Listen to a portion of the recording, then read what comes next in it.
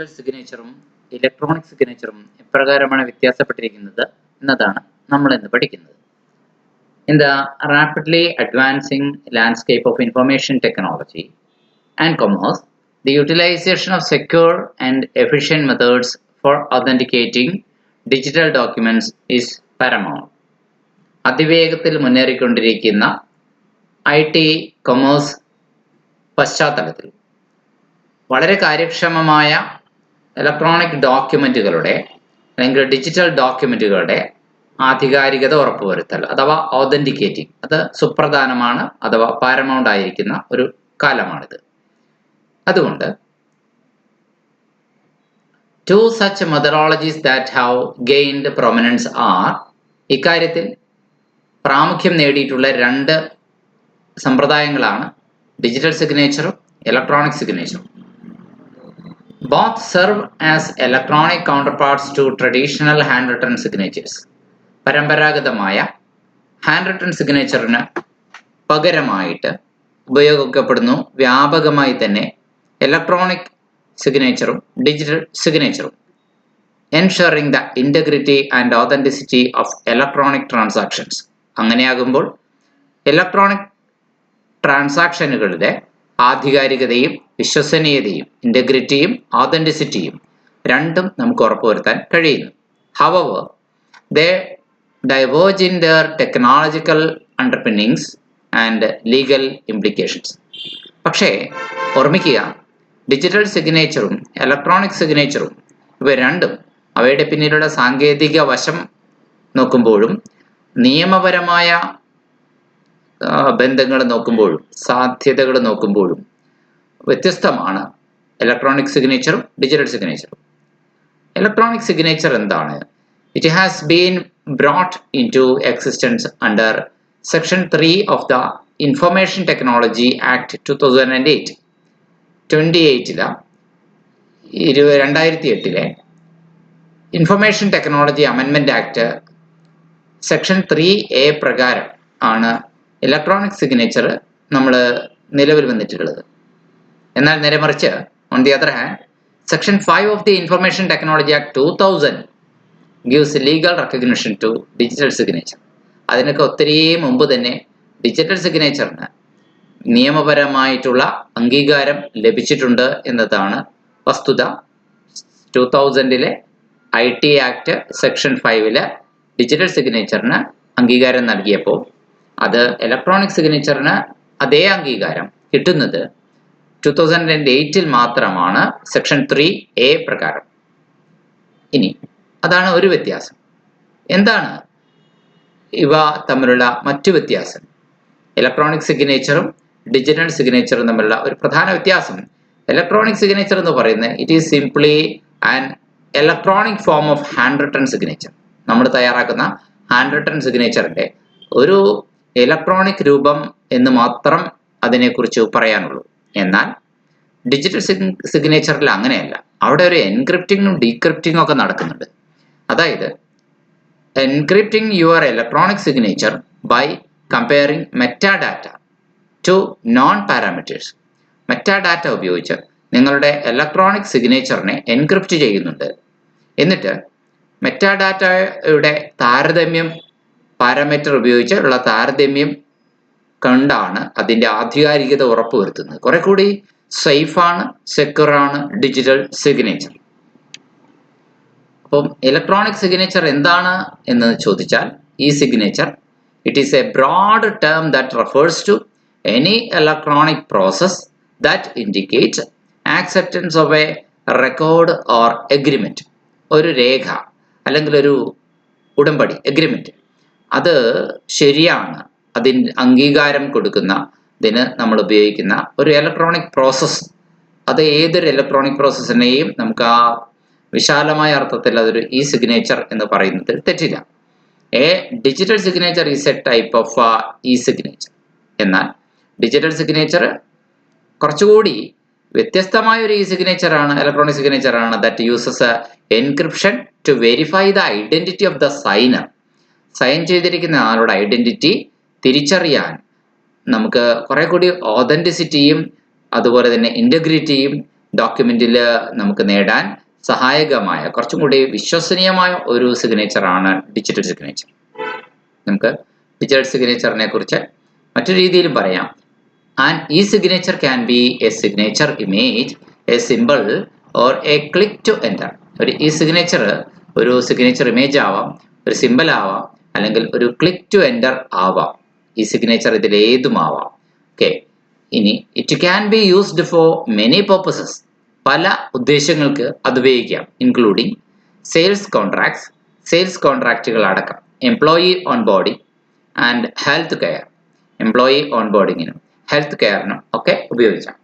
However, an e-signature does not always provide proof of identity. എന്നാൽ ഈ സിഗ്നേച്ചറിൽ ഒരിക്കലും നമ്മുടെ ഐഡന്റിറ്റിയുടെ പ്രൂഫ് പ്രൊവൈഡ് ചെയ്യുന്നില്ല എന്നതാണ് മറ്റൊരു പ്രത്യേകത. However, an e-signature does not always provide a proof of identity. A digital signature is a more secure e-signature that uses a digital certificate. Digital signature നേരത്തെ പറഞ്ഞതുപോലെ കൂടുതൽ സുരക്ഷിതമായ ഒരു സിഗ്നേച്ചർ ആണ്. അതിൽ ഡിജിറ്റൽ സർട്ടിഫിക്കറ്റും ഒരു പബ്ലിക് കീ ഇൻഫ്രാസ്ട്രക്ചറും PKI പബ്ലിക് കീ ഇൻഫ്രാസ്ട്രക്ചറും ഉപയോഗിക്കുന്നുണ്ട്. എന്നിട്ട് എന്തിനു വേണ്ടി? To cryptographically bind the signature to the document. നമ്മുടെ സിഗ്നേച്ചറിനെ ക്രിപ്റ്റോഗ്രാഫിക്കലായിട്ട് ആ ഡോക്യുമെന്റുമായി ബന്ധപ്പെടുത്തുവാൻ ഉപയോഗിക്കുന്ന ഒരു ഡിജിറ്റൽ സർട്ടിഫിക്കറ്റ്, ഒപ്പം തന്നെ ഒരു പബ്ലിക് കീ ഇൻഫ്രാസ്ട്രക്ചറും അതിൽ അവൈലബിൾ ആണ് എന്നതാണ് അതിൻ്റെ സെക്യൂരിറ്റി കുറെ കൂടി മെച്ചപ്പെടുത്തുന്നത്. സോ ഡിജിറ്റൽ സിഗ്നേച്ചർ ക്രിപ്റ്റോഗ്രാഫി എന്താണ്? ഡിജിറ്റൽ സിഗ്നേച്ചറിലെ ക്രിപ്റ്റോഗ്രാഫി എന്ന് പറയുന്നത് സെൻഡർ ഒരു മെസ്സേജ് അല്ലെങ്കിൽ ഒരു സിഗ്നേച്ചർ ഇവിടെ ഹലോ എന്ന് പറഞ്ഞാലും എഴുതിയാലും അത് എൻക്രിപ്റ്റഡ് ആവുകയാണ്. അതിലൊരു പ്രൈവറ്റ് കീ ഉണ്ടാകും. ആ പ്രൈവറ്റ് കീയുടെ സഹായത്താലായത് എൻക്രിപ്റ്റഡ് ആകുന്നു. ദെൻ മെസ്സേജ് പിന്നെ ആർക്കും തിരിച്ചറിയാൻ കഴിയുന്നില്ല. അത് ഡീക്രിപ്ഷൻ അതർ എൻഡിൽ നടക്കുമ്പോൾ ഒരു പബ്ലിക് കീയുടെ സഹായത്തോടെ മാത്രമേ അത് ഡീക്രിപ്റ്റ് ചെയ്യാൻ സാധിക്കുകയുള്ളൂ. റിസീവർക്ക് അത് അപ്പോൾ മാത്രമാണ് ഹലോ എന്ന ആ എഴുത്ത് വായിക്കാൻ കഴിയുള്ളൂ. അതിൻ്റെ ആധികാരികത ശരിയായ രീതിയിൽ റിസീവർക്ക് മാത്രമേ ലഭിക്കുന്നുള്ളൂ. ഡീക്രിപ്റ്റ് ചെയ്യാൻ കോഡുള്ളവർക്ക് മാത്രമേ ഡീക്രിപ്റ്റ് ചെയ്യാൻ കഴിയുകയുള്ളൂ. സോ ഒരു എൻക്രിപ്ഷനും ഡീക്രിപ്ഷനും അവിടെ ഉണ്ട്. ആ ഓതന്റിസിറ്റി ഉറപ്പുവരുത്തുന്നു. ഇതെങ്ങനെയാണ് അപ്പോൾ പ്രവർത്തിക്കുക എന്നതാണ് അടുത്ത സംശയം. A digital signature is created using a signing certificate. Digital signature create ചെയ്യുന്നത് ഒരു സൈനിങ് സർട്ടിഫിക്കറ്റ് ഒപ്പം വെച്ചുകൊണ്ടാണ്, which is issued by a certification authority. ഈ സൈനിങ് സർട്ടിഫിക്കറ്റ് ഇഷ്യൂ ചെയ്യുന്നത് ഒരു സർട്ടിഫിക്കേഷൻ അതോറിറ്റിയാണ് എന്നതാണ് അതിൻ്റെ ഒരു പ്രത്യേകത. CA certification authority. The CA is similar to a notary public. ഈ സർട്ടിഫിക്കേഷൻ അതോറിറ്റി ഒരു നോട്ടറി അഡ്വക്കേറ്റിനെ പോലെ ആണ് എന്ന് പറയാം. And tracks which certificates have been revoked or expired. അതുപോലെ തന്നെ സർട്ടിഫിക്കറ്റിൻ്റെ കാലാവധി കഴിഞ്ഞത് ഏതൊക്കെയാണ്, അല്ലെങ്കിൽ തെറ്റായ സർട്ടിഫിക്കറ്റുകൾ ഏതൊക്കെയാണ്, ഇതൊക്കെ കണ്ടെത്താനായിട്ട് അതിനു വേണ്ടി തന്നെ ഡെഡിക്കേറ്റഡ് ആയിട്ടുള്ള ഒരു ഓഫീസാണ് ഈ certification authority. When a document is digitally signed, the signer's certificate and public key are also send. ഒരു ഡോക്യുമെന്റ് ഡിജിറ്റലി സൈൻ ചെയ്യുമ്പോൾ ആ ഒപ്പുവെച്ച ആളുടെ സർട്ടിഫിക്കറ്റും പബ്ലിക് കീയും കൂടെ ഒപ്പം അയച്ചു കൊടുക്കുന്നു. The cryptography of a digital signature is possible with 2 key terms. ഒരു ഡിജിറ്റൽ സിഗ്നേച്ചറുടെ ക്രിപ്റ്റോഗ്രഫി 2 കീ ടേംസ് കൊണ്ട് മാത്രമേ സാധ്യമാവുകയുള്ളൂ എന്ന് ചുരുക്കം. അതായത് ഒരു പ്രൈവറ്റ് കീ, മറ്റൊന്നൊരു പബ്ലിക് കീ. എന്താണ് പ്രൈവറ്റ് കീ എന്ന് ചോദിച്ചാൽ, the account holder holds a key which is a random hexadecimal number. അത് ഒരു റാൻഡം ഹെക്സാഡെസിമൽ നമ്പർ ആയിരിക്കും ആ പ്രൈവറ്റ് കീ അക്കൗണ്ട് ഹോൾഡറുടെ കൈവശം ഉണ്ടായിരിക്കും. അതാണ് അദ്ദേഹത്തിൻ്റെ കോഡ്. അതേസമയം this private key will be confidential to the account holder. ഈ പ്രൈവറ്റ് കീ അക്കൗണ്ട് ഹോൾഡർക്ക് കോൺഫിഡൻഷ്യലുമായിരിക്കും, rather than exposed to the real world. അത് റിയൽ വേൾഡിൽ എക്സ്പോസ് ചെയ്യപ്പെടാതിരിക്കുന്നിടത്തോളം കാലം. അതേസമയം പബ്ലിക് കീ ആവട്ടെ എന്താണ്, അതും ഒരു ഹെക്സാഡെസിമൽ നമ്പർ തന്നെയായിരിക്കും. A random hexadecimal number that is shared publicly. അത് പബ്ലിക്കില് ഷെയർ ചെയ്യുന്ന ഒരു ഹെക്സാഡെസിമൽ കോഡ് തന്നെയാണ്. എങ്ങനെയാണ് ഇത് ക്രിപ്റ്റോഗ്രാഫി ഡിജിറ്റൽ സിഗ്നേച്ചർ ക്രിയേറ്റ് ചെയ്യുക എന്ന് ചോദിച്ചാൽ, to create a public cryptography digital signature the message will be signed digitally first. ഇതിനായി ആദ്യം മെസ്സേജ് ഡിജിറ്റലി സൈൻ ചെയ്യുന്നു. Then it is encrypted with the sender's private key. അത് സെൻഡറുടെ പ്രൈവറ്റ് കീ ഉപയോഗിച്ച് അത് എൻക്രിപ്റ്റ് ചെയ്യുന്നു. And with the public key of the receiver. ഒപ്പം തന്നെ റിസീവറുടെ പബ്ലിക് കീയും അതിൽ എൻക്രിപ്റ്റ് ചെയ്യുന്നു. To decrypt the messages shared between the sender and the receiver. സെൻഡറും റിസീവറും ഇതിനിടയിൽ ഈ എൻക്രിപ്റ്റ് ചെയ്തതിനെ കോഡ് അഴിച്ച് മനസ്സിലാക്കണമെങ്കിൽ അഥവാ ഡീക്രിപ്റ്റ് ചെയ്യണമെങ്കിൽ the receiver has to decrypt the inner layer of the information. ആ ഇൻഫർമേഷന്റെ ഇന്നർ ലെയർ ഡീക്രിപ്റ്റ് ചെയ്യേണ്ടതുണ്ട് റിസീവർക്ക്. എങ്ങനെയാണത്? പബ്ലിക് കീ ഉപയോഗിച്ച്. കാരണം അദ്ദേഹത്തിന്റെ കയ്യിൽ പബ്ലിക് കീ ഉണ്ട്. With the public key of the sender. സെൻഡറുടെ പബ്ലിക് കീ അതർ എൻഡിലുള്ള റിസീവറുടെ കൈവശമുള്ളത് കൊണ്ട് അതുപയോഗിച്ച് ആ ഇന്നർ ലെയർ അതിലെ ഇൻഫർമേഷൻ അദ്ദേഹത്തിന് ഡീക്രിപ്റ്റ് ചെയ്തെടുക്കാൻ കഴിയുന്നു. And decrypt the informations outer layer. ആ ഇൻഫർമേഷൻ്റെ ഔട്ടർ ലെയർ ഡീക്രിപ്റ്റ് ചെയ്യണമെങ്കിൽ using the private key the receiver holds. റിസീവറുടെ കൈവശമുള്ള പ്രൈവറ്റ് കീ ഉപയോഗിച്ചും അത് ചെയ്യാവുന്നതാണ്. ഇങ്ങനെ രണ്ട് രീതിയിൽ ആണ് ഇത് സാധ്യമാവുക. ഇതിന്റെ ബെനിഫിറ്റുകളെ കുറിച്ച് കൂടി പറയാം.